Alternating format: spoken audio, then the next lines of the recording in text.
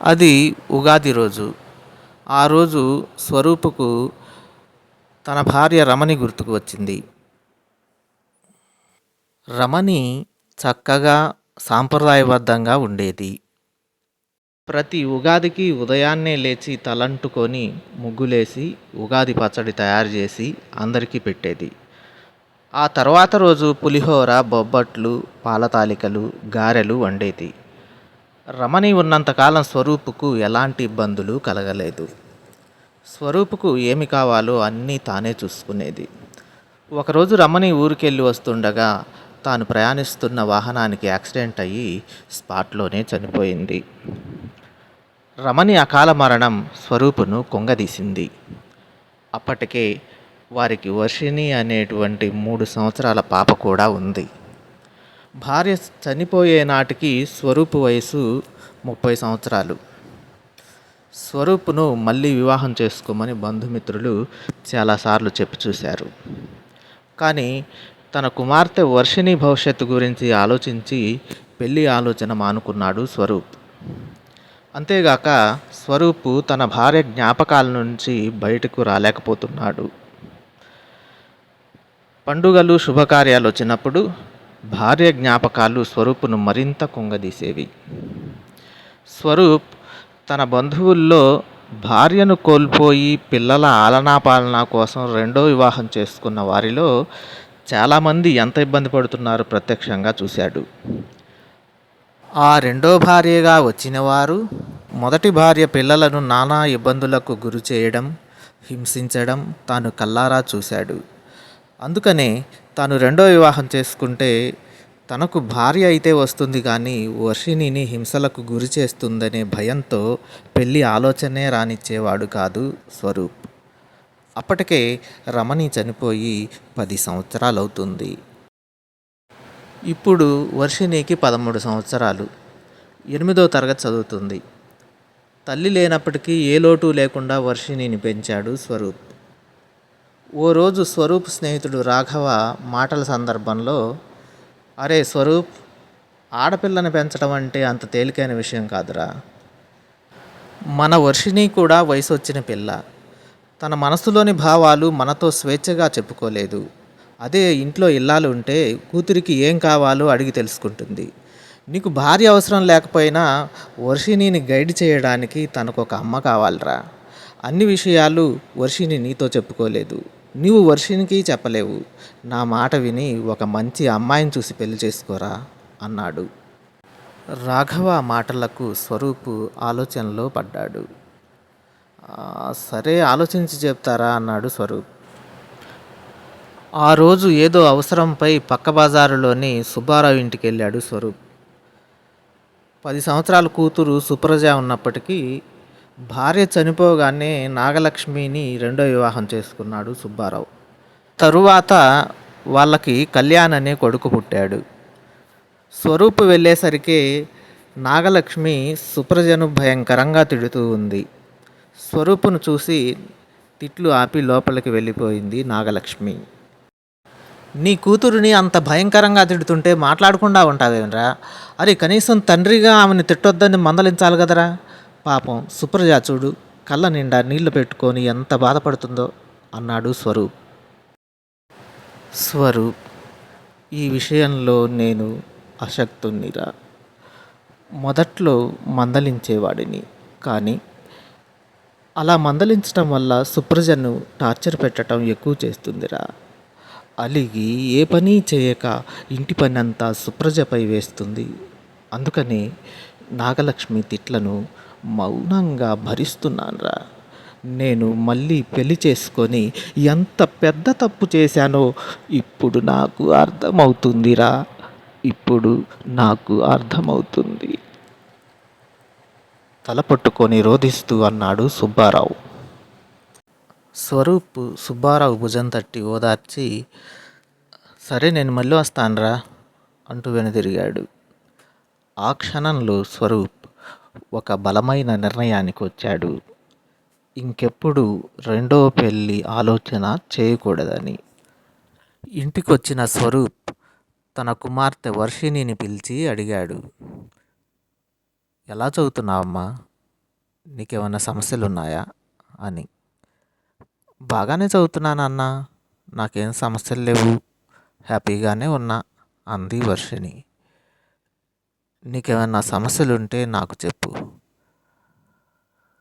నాతో చెప్పడానికి మొహమాటంగా ఉంటే అమ్మమ్మకో, అత్తకో, పెద్దమ్మకో చెప్పమ్మా. అంతేగాని మనసులో పెట్టుకొని బాధపడకు అన్నాడు స్వరూప్. అలాగే నాన్న అంటూ తలాడించింది వర్షిణి. ఆ రోజు పట్నం వెళ్ళి పొలానికి మందులు కొని లాస్ట్ బస్సుకు తిరిగి వస్తున్నాడు స్వరూప్. వెనక సీట్లోని ఇద్దరు మధ్య వయసు వాళ్ళు ఇలా మాట్లాడుకుంటున్నారు. అరే మామా, డబ్బులు పోతే పోయాయి కానీ అని ఒకడంటుంటే, సంవత్సరం అంతా కష్టపడతాం, అప్పుడప్పుడు ఇలా అమలాపురం వెళ్ళొస్తే కష్టం అంతా మర్చిపోతానురా. అబ్బబ్బబ్బా, అమ్మాయిలు ఉన్నారా అంటున్నాడు ఇంకొకడు. ఇలా వాళ్ళు ఏదేదో మాట్లాడుకుంటున్నారు. వాళ్ళ సంభాషణ అంతా కూడా వేశ్యల గురించి అని అర్థమైంది స్వరూప్కు. కొంచెం ఇబ్బందిగా అనిపించి వారికి దూరంగా వేరే సీట్లోకి వెళ్ళి కూర్చున్నాడు స్వరూప్. స్వరూప్ కొన్ని రోజుల తరువాత పని మీద మళ్ళీ పట్నం వెళ్ళాడు. వెళ్ళిన పని పెందలాడైపోయింది. ఆ రోజు బస్సులోని వ్యక్తులు వేశ్యల గురించి మాట్లాడుకోవడం అతనికి గుర్తుకొచ్చింది. బుద్ధి కొంచెం వంకరగా ఆలోచించింది. తాను ఎలాగూ పెళ్లి చేసుకోలేదు, వయసు అయిపోలేదు, ఒక్కసారి అమలాపురం వెళ్ళొస్తే అనిపించింది. అనుకున్నంతనే అమలాపురం బయలుదేరాడు స్వరూప్. బస్సు దిగ్గానే ఆటో మాట్లాడుకొని వేశ్యావాటికకు వెళ్ళాడు. స్వరూప్కు అంతా వింతగా కొత్తగా ఉంది. అక్కడ పరిస్థితి చూసి యువతులు, మధ్య వయసు స్త్రీలు వాకిట్లో నిలబడి విటులను ఆకర్షిస్తూ సైగలు చేస్తున్నారు. స్వరూప్ ఒక ఇంట్లోకి వెళ్ళాడు. ముందుగా డబ్బులు కట్టించుకొని లోపలికి పంపారు. లోపల చాలా గదులున్నాయి. ఒక ఆమె, ఇక్కడికి రావడం ఇదే మొదటిసారా అని అడిగింది. అవునంటూ తలూపాడు స్వరూప్. ఆవిడ ముసిముసిగా నవ్వుతూ ఓ గదిని చూపించింది. ఆ గది తలుపు దగ్గరకు వేసింది. తలుపు తీయడానికి మొహమాట పడుతూ నిల్చున్నాడు స్వరూప్. ఆమె నవ్వుతూ, లోపల కస్టమర్ ఎవరు లేరు, తలుపు దగ్గరకు వేసింది అంతే, తలుపును తోయండి, తెరుచుకుంటుంది అని చెప్పింది. స్వరూప్ నెమ్మదిగా తలుపును తోసి లోపలికి తొంగి చూశాడు. లోపల తెల్లచీర కట్టుకున్న పసిమి ఛాయ స్త్రీ ఒక ఆమె కొంగు కప్పుకొని ఉంది. తనను చూడగానే సిగ్గుతో తల వంచుకుంది. స్వరూప్కు గుండెలో దడ మొదలైంది. చిన్నగా ఆమెను సమీపించి ముఖంపై ఉన్న ముసుగును తొలగించి చూశాడు. ఆమెది అద్భుత సౌందర్యం. స్వరూప్ ఆమెను పేరడిగాడు. వసంత అని సిగ్గుపడుతూ చెప్పింది ఆమె. స్వరూప్ ఇంకా ఏదో మాట్లాడాలని ప్రయత్నిస్తూ ఉన్నాడు. ఆమె అవేమీ పట్టించుకోకుండా తన పైట కొంగును కిందకు జార్చింది. కౌగిలిలోకి రమ్మంటూ చేతులు ముందుకు చాచి సైగ చేస్తూ, మీరు త్వరగా మీ పని పూర్తి చేసుకుంటే నేను సరుకులు తీసుకొని ఇంటికెళ్ళి మా పాపకు భోజనం వండి పెట్టాలి అంది.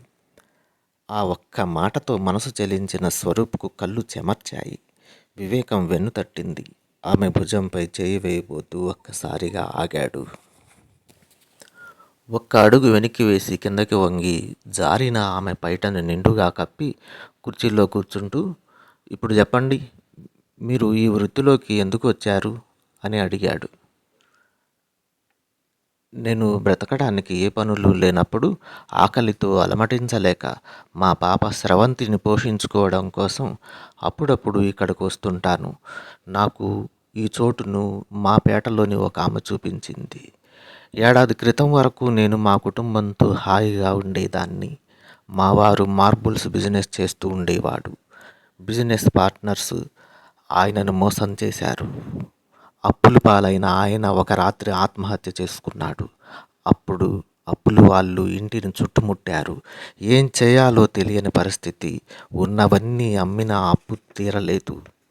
నేను ఫ్యాక్టరీ పనులకు వెళ్తూ కొంత అప్పు తీర్చాను. ఎక్కడికి పనికి వెళ్ళినా ఈ మగాళ్ళు నాతో పడక సుఖం కావాలంటూ నన్ను టార్చర్ పెడుతూ ఉండేవాళ్ళు. అటువంటి పరిస్థితుల్లో నేను ఆ ఉద్యోగాలు మానేస్తూ వచ్చాను. ఆ తర్వాత వ్యవసాయ పనులకు వెళ్తూ నా కూతురుని కాన్వెంట్లో చేర్పించాను.